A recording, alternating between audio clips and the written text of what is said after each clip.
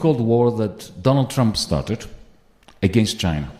He introduced a bill by which he banned all sales of advanced microchips to China. This is like saying to Beijing, we will do whatever we can to prevent you from becoming an technologically advanced country. That's what?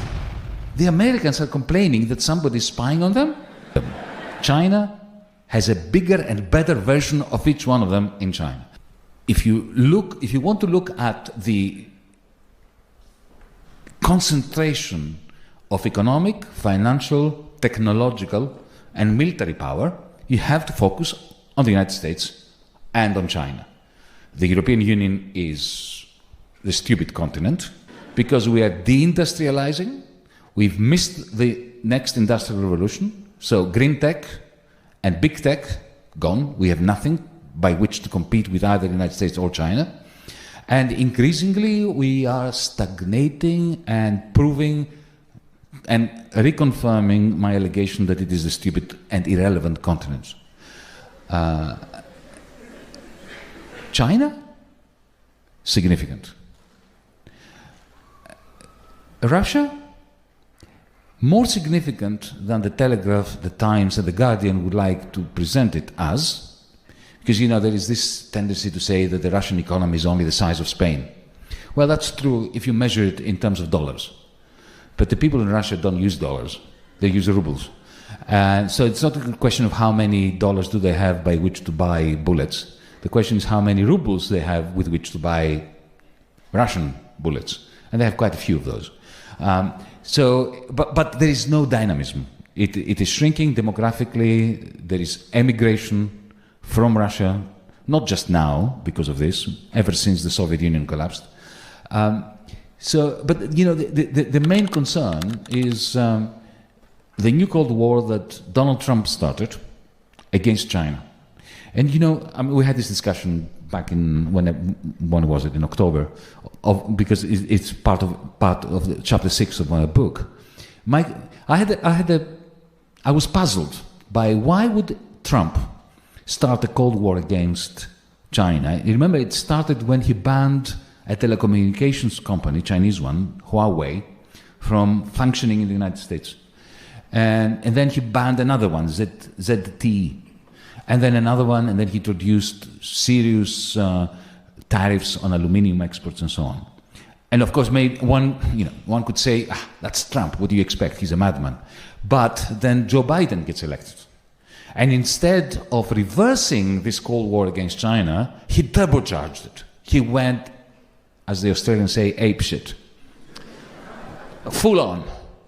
He introduced a bill by which he banned all sales of advanced microchips to China. This is like saying to Beijing, we will do whatever we can to prevent you from becoming an technologically advanced country. That's an economic war. A declaration of economic war. So I was puzzled by that, and I was asking myself, why would they do that? If you ask American diplomats, politicians, media people, they say, Taiwan. Come on, pull another one.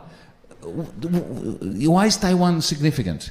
Because they want to invade it. Yes, they wanted to invade it in 1950, in 1960, in 1970, when Bill Clinton was doing his utmost to induct China into the World Trade Organization, and all the iPhones were being produced in Shenzhen, and Shanghai, and so on. They wanted to invade Taiwan back then. They claimed it to be their own. So that can't be the reason. That didn't change. And then when they tell me but they are spying on us. What? The Americans are complaining that somebody is spying on them? The NSA is spying on all of us. Every single one of us. Including Sunak. They know what he says better than he does because he forgets very easily. Right? So it can't be that. And you know what my explanation is. I told you last time, but these people were not there. China is the only country that has developed this new form of capital, which I call cloud capital, which is the part of capital which, when it accumulates, bestows upon its owner the most power. It's the capital that lives inside your phone, the algorithmic AI-driven capital, which is not new. It's been happening now for 10, 15 years. If you think about it, there is no British or European competitor to Google, to Facebook, to Amazon.com, to Uber, to Airbnb, to any of these platforms. None. No British, no German, no French, no Indian competitor to them. China has a bigger and better version of each one of them in China. And not only that, but there is an application called WeChat that belongs to Tencent, which, imagine an application, we don't have it here in Europe, or in Britain if you don't want to be considered European. I don't know why you wouldn't, but maybe you don't. You don't have an app that allows you to watch movies like Netflix, to call a cab like Uber, to send tweets, to do that, and on top of that, to send money, to pay, to make payments for free to anyone in the world. For free, no fee, no banking fee attached. That app doesn't exist in the West. The Chinese have it. So, to the extent that the United States remains hegemonic because they have the monopoly of all payment systems. When you pay anybody, even within Britain, that payment finds its way through to the other person, to the person to whom you are making the payment, through a system totally controlled by the United States. If I were in the Pentagon, I would not be worried about the developments on the military terrain. What I would be worried about are the developments on the fintech, the financial technology terrain, because the Chinese, with WeChat, and in particular, something I haven't mentioned yet, the digital currency of the Central Bank of China, they are creating circumstances that can easily undermine the monopoly that the dollar has on international transactions. Because all the power of the Americans, of the United States, this whole panoply of force is based on the US dollar. The American economy is becoming a smaller and smaller percentage of the world economy. The American economy is highly in the red. They have a huge trade huge trade deficit since 1968. They have a huge budget deficit, 6.5% every year, budget deficit. So they need other people's money.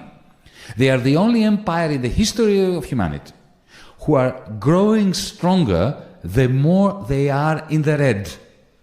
What allows them to do that is that they print the world's currency, the dollar.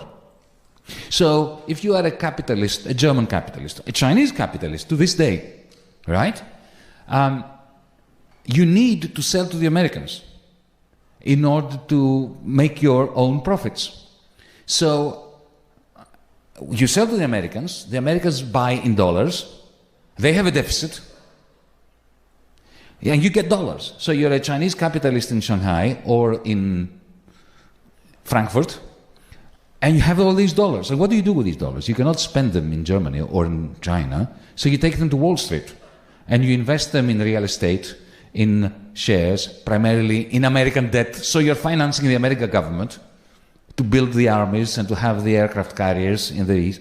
So that is the nexus around which American power revolves, the dollar.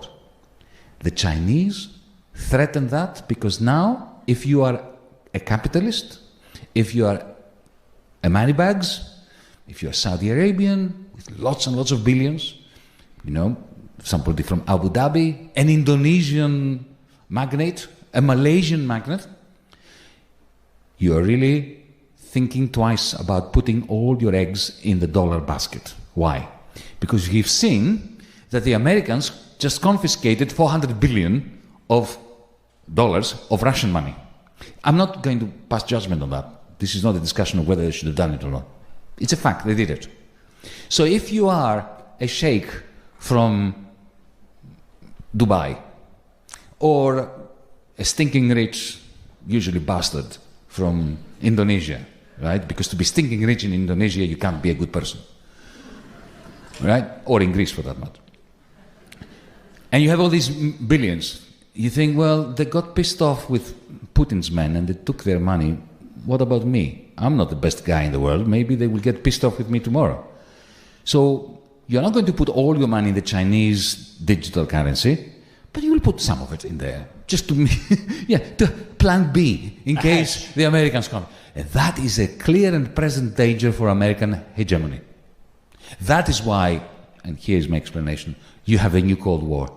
The Americans are attacking the technological evolution of Chinese fintech, the combination of big tech and the financial sector, because they want to kill this payment system from, before it grows up and challenges the American dollar, the American dollar digital system. What do you guys think?